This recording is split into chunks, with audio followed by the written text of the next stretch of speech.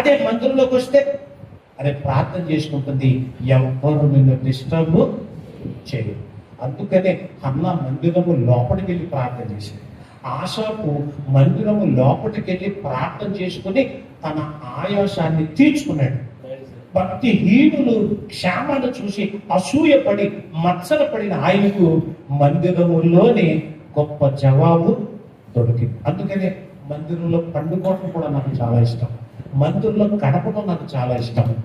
అందుకని కాబట్టి ఈరోజు ఎంత పెద్ద మందిరంలో వాక్యం చెప్పే అవకాశాన్ని ప్రభు నాకు ఇచ్చాడు. దేవునికి ఇష్టం. హల్లెలూయా. మీ పాస్టర్ గారు ఎంత ప్రార్థన పరుడు, ఆయన మాటల్లో ఆయన సేవ పరిచర్యలో నాకు అర్థమైంది. ప్రతి సంఘ నిర్మాణం వెనక పాస్టర్ గారి కన్నీళ్ళు చాలా ఉంటాయి, చాలా ఉంటాయి. ఈరోజు ఇన్ని ఆత్మలను కాపాడాడు అంటే దేవుడు ఎంత పెద్ద బహుమానాన్ని సిద్ధం చేస్తాడో ఆయనకి. దేవునికి స్తోత్రం.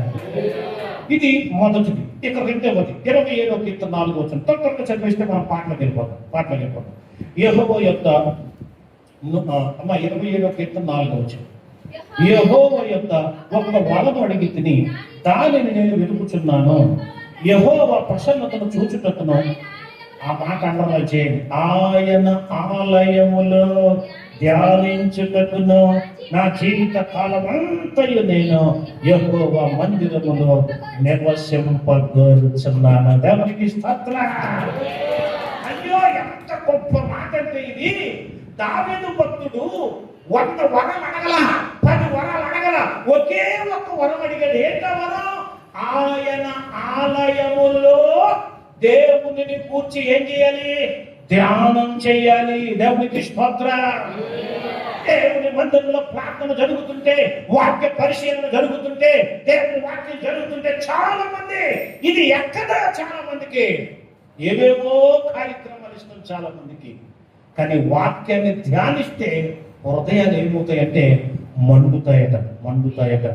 ఈ దేవుని యొక్క వాక్యంలో 39వ కీర్తన 3వ వచనంలో ధ్యానించుచుండగా మండెను అని ఉంటుంది.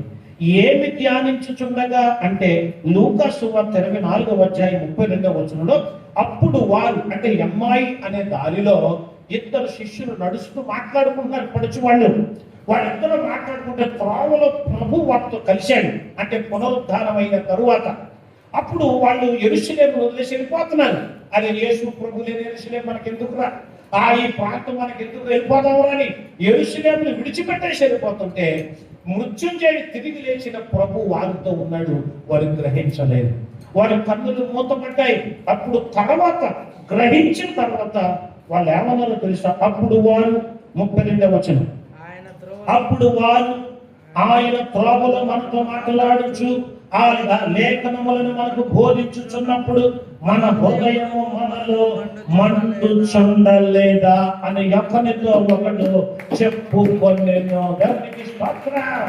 ఒక హృదయం మండాలంటే, ఒక గుండె మండాలంటే వాక్యం మాత్రమే మండించగలదు. గట్టిగా దేవునికి స్తోత్రం చెప్దాం. వాక్యం చదివితే మండాలి. అది అలా ధ్యానం చేయాలి. మందులలో మంటలు చాలా రకాలు ఉంటాయి. ఒకడు కడుపు మంట ఉంటుంది కదా, ఒకడు కాళ్ళు మంట ఉంటుంది, రకరకాల మంటలు ఉంటాయేమో. కానీ వాక్యం చదువుతున్నప్పుడు ఉంటే మంట ఏం చేస్తుందో తెలుసా? 119వ కీర్తనలో 9వ వచనంలో రాయబడింది, ఒకని నడత దేని వలన శుద్ధి చేయబడుతుంది? దేవుని వాక్యమును జాగ్రత్తగా చూచుకొనుట చేతనే. ఈ రోజు పాస్టర్ గారు మిమ్మల్ని ఏం మార్చలేదు, మీకు మార్పు కలిగించేది వాక్యమే. ఆ వాక్యాన్ని బోధించుటకు మమ్ములను మేము సమర్పించుకుంటాం. దేవునికి స్తోత్రం. నేనే మార్చేసానని చెప్పుకోలేను, కానీ నేను ప్రకటించిన వాక్యం మారుతుంది. ఏంట వాక్యం? యోహాను సువార్త 1వ అధ్యాయం 1వ వచనం, ఆదియందు వాక్యముండెను, వాక్యము దేవుని యొద్ద ఉండెను, వాక్యమే. వాక్యం అంటే దేవుడే, దేవుడంటే వాక్యమే. అందుకనే మా ఊర్లో సూరమ్మ గారు ఆ వాక్యం అంటే దేవుడు అన్నారు కదయ్యా, అందుకని ఆ బైబిల్ తీసుకొని తలకెట్టు పెట్టుకుంటుంది. ఏంటమ్మా తలకెట్టు పెట్టుకున్నామంటే ఆ దయ్యాలు వస్తే వెళ్ళిపోతాయి, ప్రభుత్వం చూస్తే పారిపోతాయి కదా. అలాగే ఇంకొక చిన్న సంఘటన చెప్పి నేను ముందుకెళ్తాను. ఇంకొక చిన్న సంఘటన ఏంటంటే, బెంగళూరు ఒక పాస్టర్ గారు 7 సభ్యులను తన వ్యాన్లో తీసుకొని వెళ్తున్నాడు. అలా వెళుతుంటే బెంగళూరు ఇంకా 60 కిలోమీటర్లు ఉందనగా కారు అయిపోయింది. అంటే నీళ్ళు అయిపోయింది. డబ్బాతో పంపించాడు అందులో ఉన్న డ్రైవర్ని, బాబు నీళ్ళు తీసుకురాయి. ఆ డబ్బా పట్టుకుని ఎదురుగా ఉన్న ఒక ఇంట్లోకి వెళ్ళాడు. తలుపు అయితే తాళం వేసి లేదు కానీ తీయట్లేదు. కొంచెం ముందుకు వెళ్ళాడు, తలుపు గెట్టాడు. ఆ గెట్టితే గేట్ వచ్చింది. తర్వాత ఇంట్లో లోపల ఫ్యాన్ తిరిగితే బయటకు ఎవరు కనపట్ల. ఏమన్నోయ్ అంటున్నాడు. ఎవరు మాట్లాడడం లేదు. సరే తలుపు మెల్లగా తీశాడు. లోపలికి వెళ్తే 6 మంచాలు ఉన్నాయి. ఎన్ని మంచాలు ఉన్నాయి? 6 మంచాల మీద 6 పడుకుని ఉన్నాయి. అందరూ ఒకే దుప్పటి కప్పుకుని ఉన్నారు.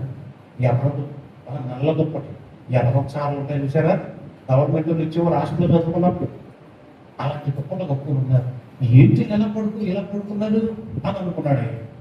ఎడం చేతితో డబ్బా పట్టుకున్నాడు, కుడి చేతితో యాభై నీళ్ళు కావాలి, ఫాస్ట్గా రాగిపోయింది, కారు ఆగిపోయింది, రండి కొంచెం నీళ్ళు ఏమన్నా అంటున్నట్టు. వాళ్ళు ఉనుకులేదు పలుకులేదు.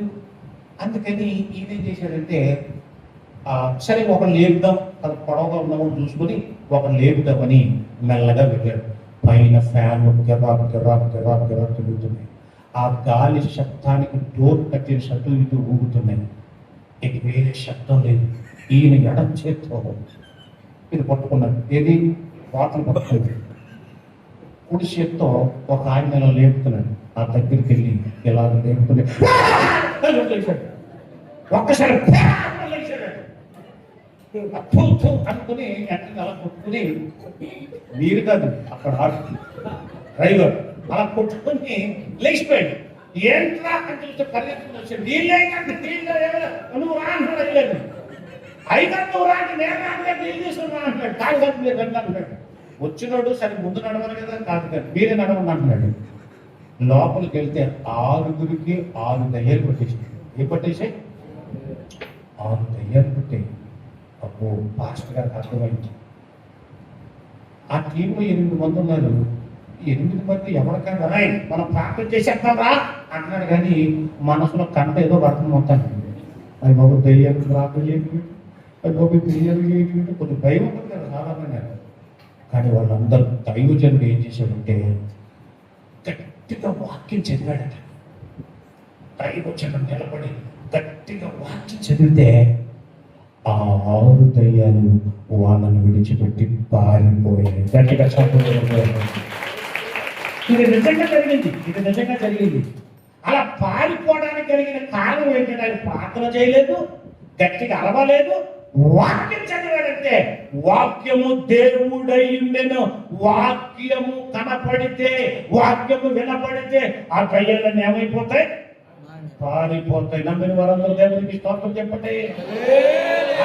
ఎవరికైనా దయ్యం పడితే మీరు గట్టిగా వాక్యాన్ని ఏం చేయాలి? చదివేయాలి. పారిపోకూడదు. చీపురు కట్టతో కొట్టేకూడదు. ఆ రట్ట గట్ట తీసుకోవచ్చు, పామేకూడదు. ఆ పసుపు ఈ పసుపు పామేకూడదు. ఆ వాక్యం చదివితే చాలు ఏమైపోతారు? పారిపోతాయి అంతే. నేను ఎక్కడికన్నా వాక్యం చెప్పడానికి వెళ్ళినప్పుడు ఒకసారి 6 దయ్యాలు వస్తుంటాయి. ఆ 6 దయ్యాలు వస్తుంటాయి. ఒకవేళ గుడ్లు వచ్చి ఏమో తెలియదు.